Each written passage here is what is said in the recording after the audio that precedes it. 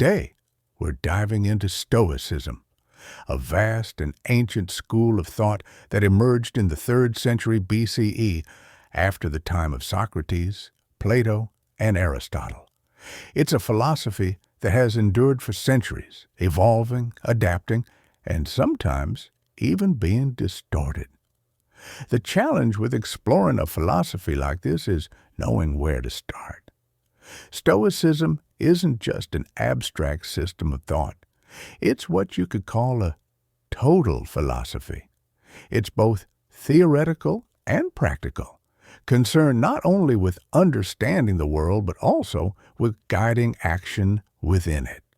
And ultimately, it's a philosophy for the individual.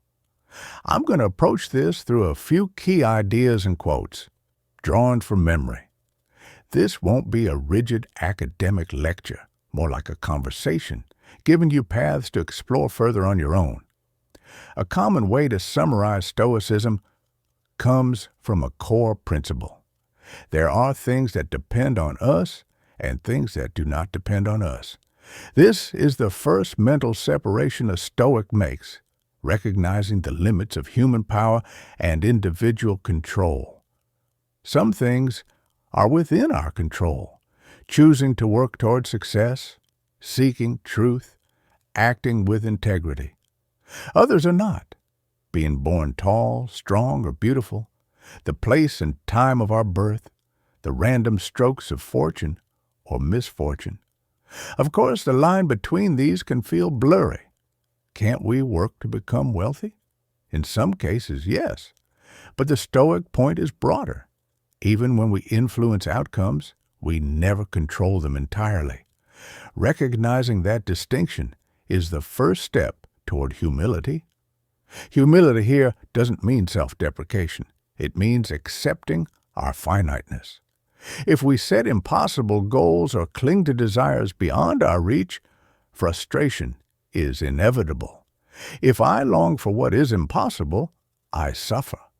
And while this might seem like stating the obvious, the Stoics insist on it because in our daily lives we often forget it.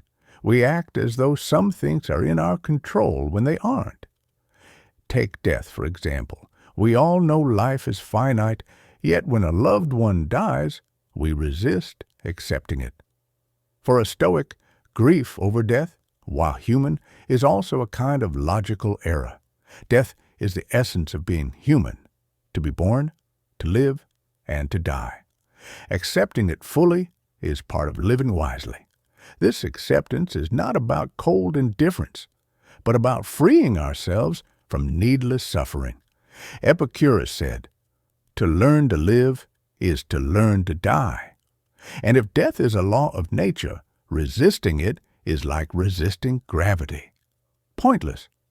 Anxiety about death is really anxiety about an idea, not the event itself. We never actually experience death. When we are alive, death is not present. When death arrives, we are no longer here to experience it. The fear is in our imagination, in our projections. And that's a deeper point in Stoicism. We are rarely in the present moment. We live in regret for the past or anticipation of the future. And these mental projections fuel our passions, the Stoic word for emotions. In Greek, pathos means suffering, and passions are those forces we passively endure: fear, jealousy, anger, envy. These emotions, the Stoics argue, are products of our own minds, proof we have not accepted reality as it is. If I'm jealous of my neighbor's beautiful car, it's not the car causing my suffering. It's my thought about it. My neighbor is not the problem. My ungoverned reaction is. This leads to another Stoic principle. Do not be disturbed by what does not depend on you.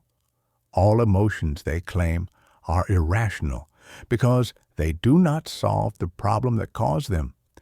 Anger doesn't remove the source of anger. Jealousy doesn't erase what you envy. In fact, emotions often mask our inability to accept reality. That's why the Stoics say, Don't try to change the world. Change your perspective on it. Now, you might think, isn't that just passive submission? Should we simply accept lies, injustice, or immorality? The Stoics' answer is subtle. Act on what you can change.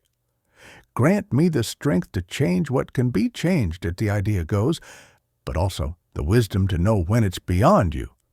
This isn't resignation, it's lucidity. Those who achieve great things often ignore what's beyond their reach and focus entirely on what they can do. Unrealistic dreams can paralyze us. Desire for the impossible leads to inaction, which leads to frustration. Stoicism pushes us to align our actions with clear thought, not turbulent emotion. If we act from anger, resentment, or envy, our actions will carry those marks. But if we act from joy, a joy that needs no external reason, we are freer. Emotions, for Stoics, enslave us. They distort reality, like a filter over our eyes. The world existed before us and will continue after us. Our power to change it is limited, but not non-existent. The goal is to work within our limits without being consumed by what lies beyond them. The Stoic view of the universe is deterministic. Everything happens for a reason, not in the sense of divine puppeteers, but because every event has causes. Nothing happens without them.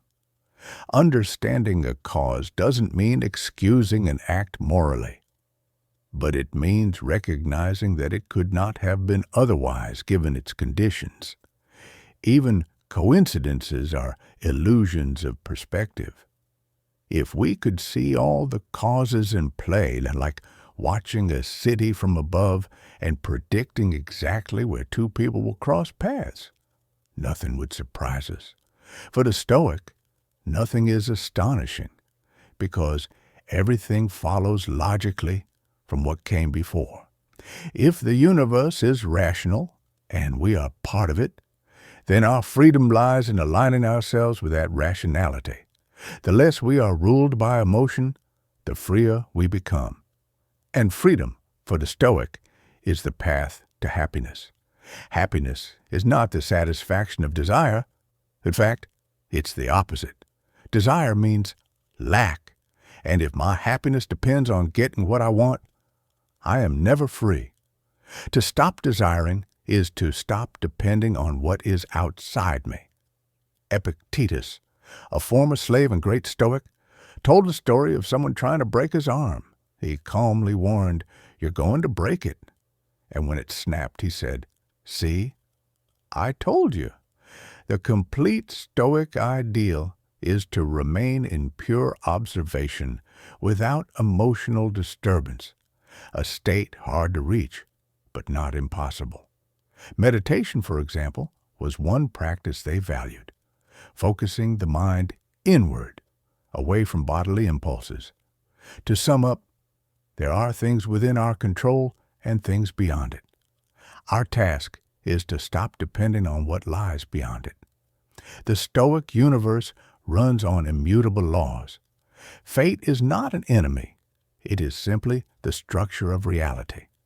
Our freedom lies in choosing our attitude toward it, in acting with discernment on what we can influence.